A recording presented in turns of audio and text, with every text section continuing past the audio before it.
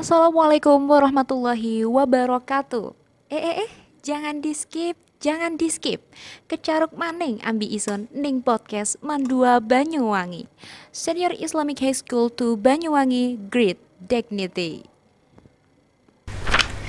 Assalamualaikum warahmatullahi wabarakatuh. Halo Sobat Mandawangi, kembali lagi di podcast Konan. Podcastnya Okta dan Adnan. Nah, Kak Okta, bagaimana kabarnya hari ini? Alhamdulillah, aku sehat. Kalau Kak Adnan sendiri gimana nih? Alhamdulillah sehat. Tadi sudah menerima beberapa mata pelajaran yang menurut saya sangat disukai. Oke, apa tuh kira-kira? Bahasa Arab dong.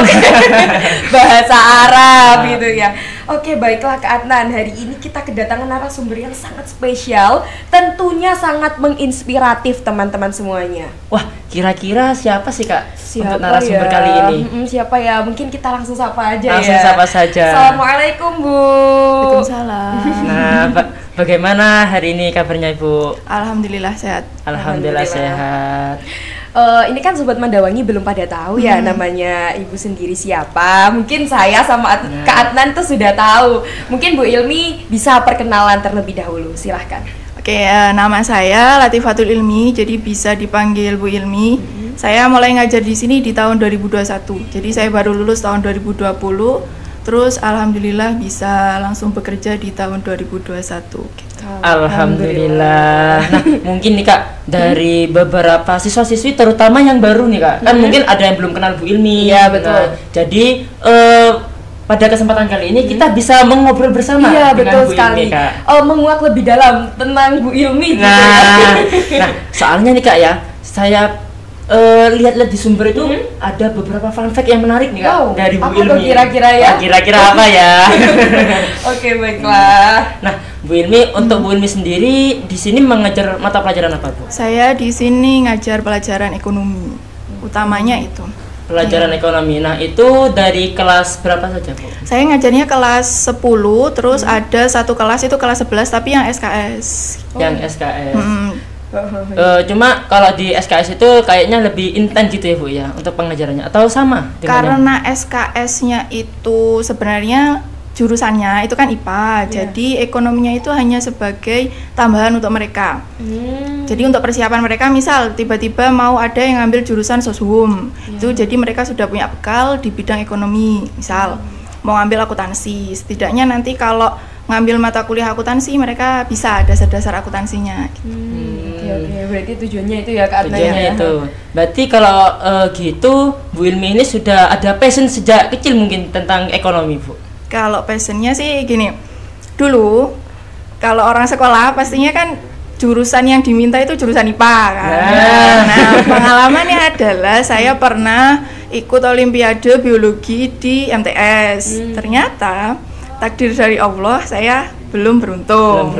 Nah, akhirnya dari situ saya ikut olimpiade yang IPS. Dari situ saya tertarik ke IPS. Cuman ceritanya lagi ketika di aliyah, saya aliyahnya di sini kebetulan. Saya awal dulu kan belum ada penjurusan sebenarnya, cuman proyeksinya mau ke apa gitu. Itu saya milih agama. Kenapa saya milih agama? Ya random saja gitu. Saya mikir kalau IPA itu saingannya banyak. Kadang kan anak itu ada tuntutan untuk bisa berprestasi gitu kan, paham lah. Nah benar, soalnya ya Bu ya, saya dengar-dengar itu kayak ada stereotip bahwa anak IPA itu lebih superior. Katanya gitu. Nah dari situ saya kan awal berarti saya ngambil proyeksi yang agama dulu. Terus akhirnya ketika mau ke kelas 11 itu bisa pindah jurusan. Saya ngambilnya ke jurusan IPS. Kenapa? Bagi saya setiap orang itu punya minat dan bakatnya masing-masing gitu. Jadi tidak selamanya bahwa anak IPS yang dianggap uraan dan sebagainya itu mereka tidak bisa berprestasi. Mereka bisa berprestasi di bidangnya. Setuju. Itu bidang IPS. Nah, biasanya kan ada beberapa statement nih Bu dari orang-orang, wah anak IPA itu lulusannya banyak diterima kerja di mana-mana, sedangkan IPS peluangnya itu lebih besar sebaliknya. ya, Nah, gitu itu kan. gimana Bu menurut Bu Ilmi? Kalau menurut saya setiap orang itu pasti punya peluang, punya kesempatan. Nah tadi ya kembali lagi ke cerita saya. Akhirnya melalui jurusan IPS itu saya diberikan kesempatan. Guru saya Pak Taufik, beliau memberikan kesempatan saya untuk bisa olimpiade ekonomi. Dari situ saya ikut KSM. alhamdulillah bisa lolos kabupaten, cuman provinsinya belum bisa lolos ya. Dari situ terus belajar KTI. Jadi dulu kalau di sini kan belum ada KIR. Iya. Jadi ekstra KIR itu belum ada, apalagi riset itu belum ada sama sekali. Nah, pas waktu itu ada kesempatan untuk lomba karya tulis ilmiah itu di Untak yang ngajak Pak Arif Guru Sejarah. Nah, itu. Nah, kebetulan itu pengalaman pertama saya untuk nulis. Dan itu otodidak. Ya. Berarti belajar sendiri ya, Iya. murni. Dan itu otodidak, cuman belajar waktu itu kakak saya kebetulan sudah skripsi. Saya ngelihat skripsinya orang-orang itu. Jadi di ATM lah, di modifikasi, ditiru gitu. Akhirnya dari situ terus kemudian ada kesempatan lagi, itu ada karya tulis ilmiah di IAIN. Itu bidangnya PKN, guru pembimbingnya Bu Faik waktu itu, Bu Faikoh. Iya. Nah, dari situ alhamdulillah bisa dapat juara 3. Jadi dari situ saya kelas 2 itu mengembangkan di bidang olimpiade ekonomi sama KTI-nya. Awalnya saya kenal KTI itu di kelas 2 MA. Wah, Berarti otodidak ya Kak Tan ya? otodidak. Nah, Otodidak. biasanya kan Kak ya, kalau otodidak itu kalau misal kita nggak tahu nih, kita nggak punya guru, kita nggak punya pengajaran, akhirnya bingung. Wah, aku bingung. Akhirnya ya udah nggak usah. Kayak males gitu Bu. Nah, sekarang tantangannya adalah sebenarnya ya, internet itu kan sudah memberikan banyak sekali informasi. Tantangan kita adalah bukan lagi kita mengembangkan diri, tapi rasa malas kita.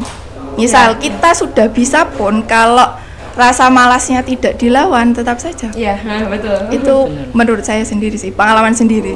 Benar. Nah, setelah lulus dari MAN ini, Bu Ilmi lanjut kemana?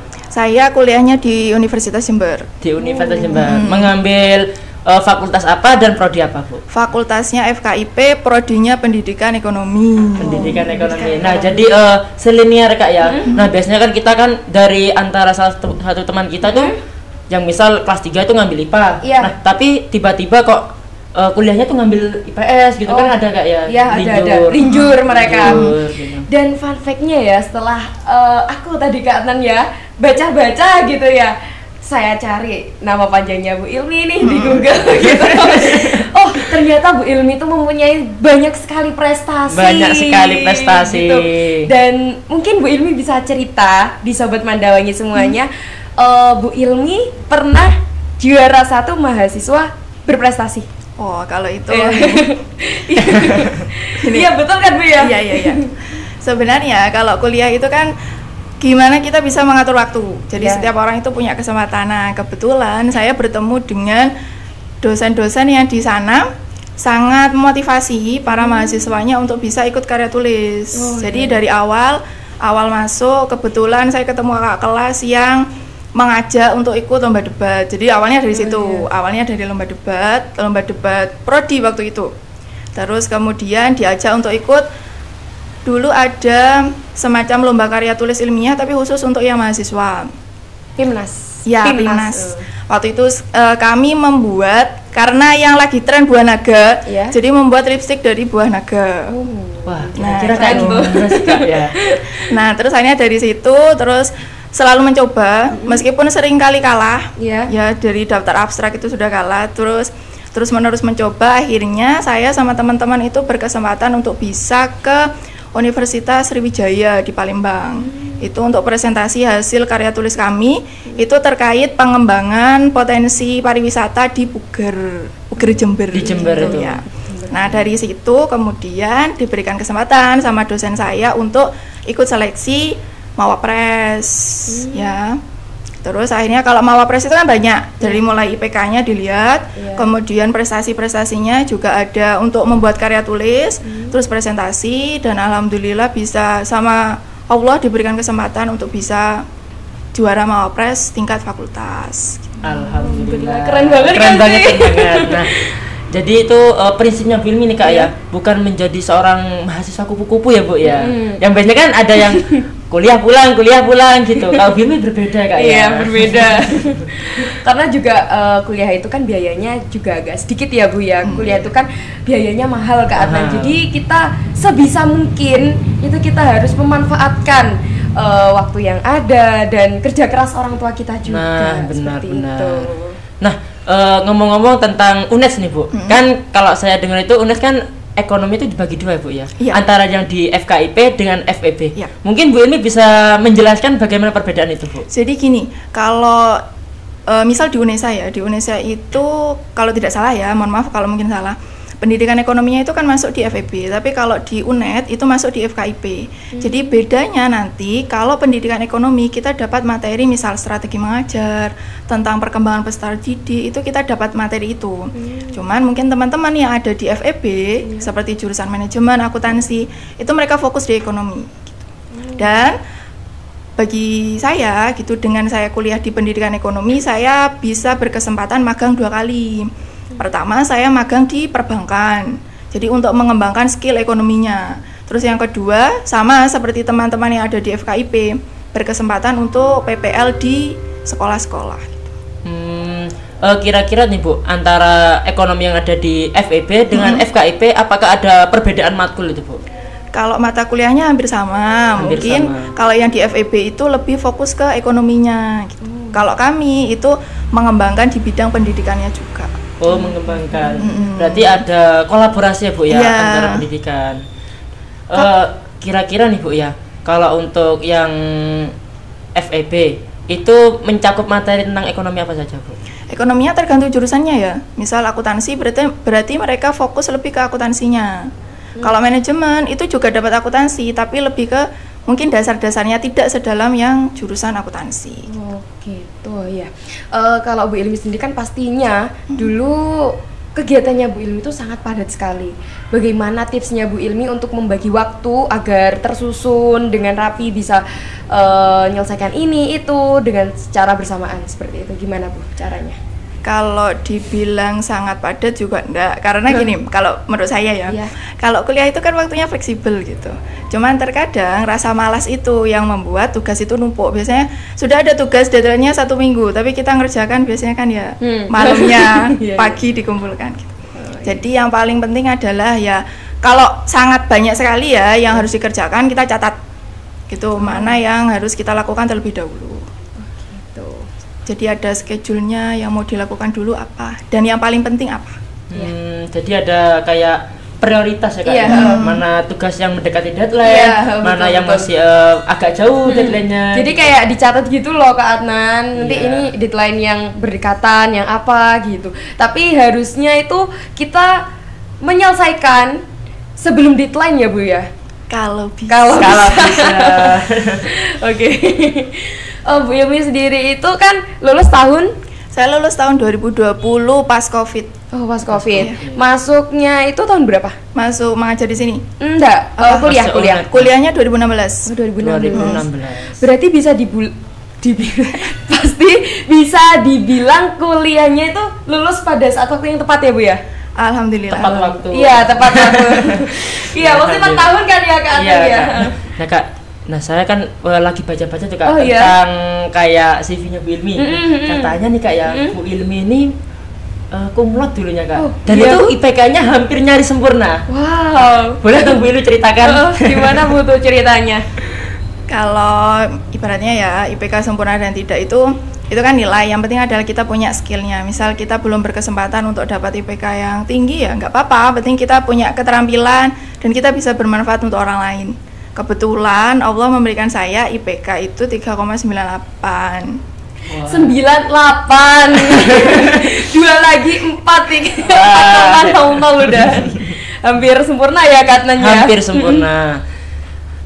Untuk mendapatkan IPK seperti itu, Bu, apakah ada suatu teknik metode pembelajaran sendiri bagi Ibu? Kalau menurut saya ya gini, karena tahu sendiri ya kalau di MAN 2 itu tugasnya ya lumayan. Gak usah di-spill Ya. ya. Itu sebenarnya bisa melatih kita untuk nanti ketika kuliah. Bagi saya itu lebih ringan ketika kuliah daripada di sini. Berarti waktunya lebih full pas di sini. Iya, misal ya pulang, kalau dulu tidak sampai jam 1:30. Kalau dulu pulangnya ya sekitar jam 1:30 itu sudah pulang. Nah setelah itu misal mau kegiatan ekstra dan lain sebagainya, terus sampai rumah belajar itu kadang belum semua materi terpelajari itu sudah malam, harus selesai. Tapi kalau di perkuliahan, kalau menurut saya ya pribadi, itu karena tugas-tugasnya itu lebih ke studi kasus, bukan mengerjakan soal. Jadi bukan mengerjakan soal di LKS, tapi studi kasus. Misal kita ada masalah ekonomi apa, penyelesaiannya seperti apa. Itu lebih menyenangkan dan menurut saya tidak terlalu menguras waktu. Akhirnya bisa saya bagi untuk kegiatan lomba dan kegiatan lain. Oh gitu. Dan saya baca juga nih Kak Adnan ya, Bu Ilmi itu ingin membuat kurikulum, bukan kurikulum teori mungkin ya, lebih ke teori itu antara ya yang seperti disebutkan Bu Ilmi barusan itu menyambungkan ke implementasi antara teori. Apakah seperti itu, Bu?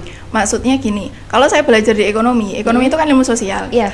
Jadi teori-teori dari para ahli dulu, ketika kita terapkan, misal terkait dengan pengaturan waktu, kita mengutamakan hal yang harus diselesaikan, itu kan masuk ke skala prioritas. Oh iya. Kalau di bab 1 materi ekonomi Ada keterhubungannya Iya. ya.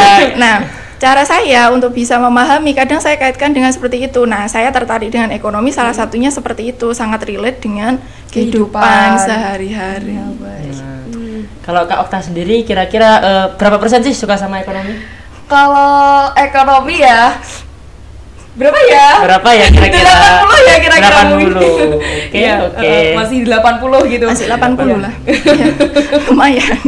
Kalau aku sendiri sih alhamdulillah ada peningkatan dari Kak Okta, iya, oke. 90. Oke, kalau Kak Adnan emang passionnya dia di ekonomi guys. Di ekonomi. Gitu. Soalnya emang dari dulu tuh Kak misal ikut lomba tuh Kak, misal kayak OSN ataupun KSM itu kan kita kan di SMP atau MTS itu kan IPS terpadu. Iya. Tetapi kebanyakan materi yang ada dalam soal itu soal-soal ekonomi nih Kak, daripada soal sejarah, terus soal sosiologi dan lain-lain. Iya, betul. Jadinya kayak lebih minat aja gitu di Ekonomi. Nah, jadi selisih 10%-nya kira-kira ada tahu nggak Kak? Apa tuh? MTK-nya. Sebenarnya MTK-nya itu mudah loh. Ya kan paling ya kalau permintaan penawaran itu cuman persamaan linear 2 variabel. Iya, Penting paham satu materi konsep matematika itu bisa ngerjakan semua. Nah, Iya itu. betul. Tapi aku gak minat banget sama Tapi maaf. kita kan juga berusaha Kak ya bagaimana caranya. Soalnya itu kan MTK itu juga suatu mata pelajaran patokan Kak. Iya. Kita di SNBT juga ketemu MTK Iya, betul, gitu. betul. Jadinya MTK ini sangat perlu, Iya. sangat perlu sekali. Tapi kalau bisa jangan sampai SNBT gitu ya. Semoga aja jangan sampai, karena SNBT itu sangat menguras tenaga sekali bukan Bu? Takut banget. Nah, Bu Ilmi, ngomong-ngomong tentang fakultas FKIP. FKIP itu kan Fakultas Keguruan Ilmu Pendidikan, Ibu, benar? Iya. Nah, itu kan di prodi Pendidikan Ekonomi. Kira-kira itu mencakup ekonomi mikro atau makro, Bu? Kalau saya di pendidikan ekonomi itu semua bidang ekonomi. Jadi dapat mikro, dapat makro, dapat akuntansi, dapat manajemen, semuanya, dapat ekonomi pariwisata. Kebetulan ketika sudah di semester 6 itu ada kelompok research. Maksudnya nanti untuk mempermudah ketika skripsi. Nah, saya itu ngambil yang sosiologi ekonomi. Jadi waktu itu dapat mata kuliahnya itu gabungan antara ekonomi dan sosiologi. Oh, jadi gitu. Berarti kan ada suatu perbedaan ya Bu antara yang di FEB-nya itu, misal kalau kita ngambil prodi manajemen, jadi kita fokusnya di manajemen aja ya Bu ya. Lebih fokus ke manajemen tapi tetap dapat dasar-dasar akuntansinya, terus bidang ekonomi yang lain. Nah, kira-kira tuh Bu, kalau misal kita ambil FKIP dan prodinya itu pendidikan ekonomi, itu biasanya prospek pekerjaan yang kira-kira kedepannya tuh apa saja Bu? Kalau dari pengalaman yang sudah ya, jadi teman-teman saya itu ada yang bekerja menjadi tenaga pendidik, ada juga yang bekerja di lembaga keuangan. Makanya tadi sama ibaratnya pihak kampus, universitas, terutama prodi diberikan kesempatan untuk magang. Karena melihat track record dari kakak kelas sebelumnya itu banyak yang kerja di lembaga keuangan. Oh ya. Karena kan ya juga di ekonomi ya Kak. Iya. Banyak yang menjurus ke lembaga keuangan gitu ya. Mungkin ya salah satunya tenaga pendidik juga ya Bu ya. Iya. Nah, terus saya baca-baca lagi, apa benar Bu? Dari Iya. Iya Bu, kita tadi malam baca-baca. Nah, saya tanya ya Bu, saya buka HP, saya ketik nama jenengan Latifatul Ilmi. Wah, langsung ketemu tuh Kak. Ada yang dari Radar Jember bahkan. Dari Jember. Wah. Nah, kira-kira waktu yang di Radar Jember itu prestasi tentang apa Bu? Kalau di radar itu sepertinya ya terkait dengan pas saya alhamdulillah dapat IPK 3,98 itu mungkin universitasnya bekerja sama dengan radar. Jadi sempat diwawancara terkait dengan bagaimana bisa dapat IPK 3,98 gitu. Keren sekali prestasinya, Masya Allah. Meskipun beliau itu diam, nggak kalem ya, nggak kayak nggak neko-neko gitu, kalem. Bu Ilmi tuh kalem banget guys, bisa Kalem dicontoh. Nah, itu kalau di tadi ngomongin apa Kak? Aku juga lupa. Radio Jember. Oh iya, Radio Radar Jember. Jember. Nah, itu waktu yang dapat IPK 3,98 itu kira-kira satu angkatan berapa orang? Itu satu universitas ya, jadi Oh, satu universitas. iya, Kak? jadi dari semua fakultas. Oh, IPK tertinggi. Iya, IPK tertinggi se-universitas. IPK tertinggi. Berarti Bu Ilmi sendiri tuh paling atas ya, Bu? Iya, dari beberapa fakultas mulai FKIP dan Masya teman-teman. Allah, kedokteran salah satunya kan Bu? Iya. Gini, Keren banget. salah satu ceritanya bahwa kalau kita misal punya niat dan kita berdoa, insya Allah diijabah sama Allah. Jadi ketika awal saya masuk ke Universitas Jember, di depan di Double W, kalau nanti misal main ke Universitas Jember, itu ada papan pengumuman, ada anak fakultas kedokteran yang dapat IPK 3,98. Dalam hati saya berdoa semoga saya bisa dapat IPK 3,98 dan alhamdulillah sama Allah diijabah. Masya Allah. Jadi kalau punya mimpi, kita mau berusaha pasti bisa. Allah tidak pernah tidur gitu. Dengan keterbatasan kita pasti bisa. Nah, jadi itu tipsnya bagaimana kita bisa berhasil di masa depan nanti ya, Kak ya. Selain kita berdoa, kita juga harus berusaha. Ya betul, ikhtiar juga ya. Nah, meluangkan tenaga, waktu dan pikiran. Mungkin kan dari beberapa siswa itu kan tidak semua berpikiran tentang itu. Iya. Tetapi untuk menjadikan sebuah itu kita harus melakukan hal itu meskipun itu betul. berat ya, Kak. Kita harus berani bersusah-susah dulu ya kan. Nah, benar. Baiklah Bu Ilmi, untuk tipsnya nih yang terakhir buat teman-teman Sobat Mandawangi, mungkin kan kakak-kakak yang baru lulus kemarin sudah ada yang jadi maba-maba gitu kan. benar. Tipsnya untuk kakak-kakak biar lulus tepat waktu, terus semoga kumlot itu gimana? Intinya kalau dari saya ya, penting Bisa kumlot. jangan pernah menyerah, tetap berusaha. Dan satu hal yang penting, meskipun terkadang orang tua itu dianggap sangat bawel kepada kita, tapi itu pasti yang terbaik untuk kita. Jadi kalau bisa kita ngikuti apa kemauan orang tua kita, tetap semangat, jangan menyerah dan jangan lupa berdoa. Karena keajaiban itu pasti ada. Meskipun kita rasa kita tidak mampu, kalau Allah menghendaki pasti bisa. Pasti bisa teman-teman, jadi jangan berkecil hati dulu mungkin, atau teman-teman mempunyai kekurangan yang lain, tapi pasti teman-teman itu punya kelebihan tersendiri ya Bu ya. Pasti karena Allah itu memberikan kekurangan dan juga kelebihan gitu. Nah, Bu Ilmi, kalau untuk selain menjadi tenaga pendidik pada bidang ekonomi di sini, Bu Ilmi menjadi ada nggak kayak organisasi ataupun ekstrakurikuler ataupun suatu program, ada nggak yang jadi pembina?